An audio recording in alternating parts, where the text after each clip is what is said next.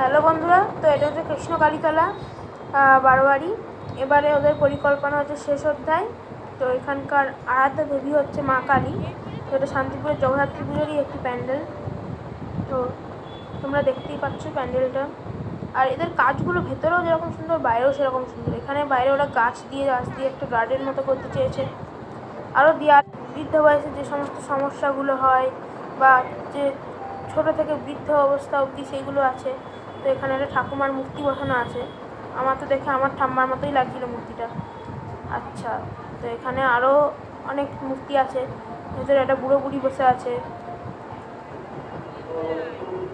আর প্রচুর লোক এখানে। তাও এটা পুজোর আগের দিনকার ছবি, এটা পুজোর দিনকার ছবি নয়। তো আশা করি তোমাদের দেখতে ভালোই লাগছে সব। এই যে ওদের প্যান্ডেল, ভেতর থেকে ওরা এরকম সাজিয়েছে।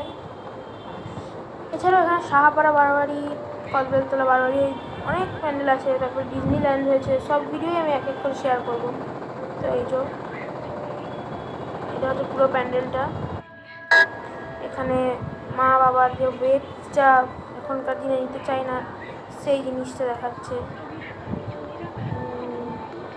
তারপরে এই যে চারিদিকে কত লোকজন দাঁড়িয়ে আছে, আপনারা দেখতেই পাচ্ছেন কত লোকজন। এবার আমরা দেখতে যাব, গর্ভগৃহের মধ্যে ঢুকবো, যেখানে মা বিরাজমান। এই হলো সেই গর্ভগৃহ, আর এই হলো সেই মা কৃষ্ণকালী, এবং ইনারই বোন আছে মা খুদে কালী। বলুন জয় মা কালী।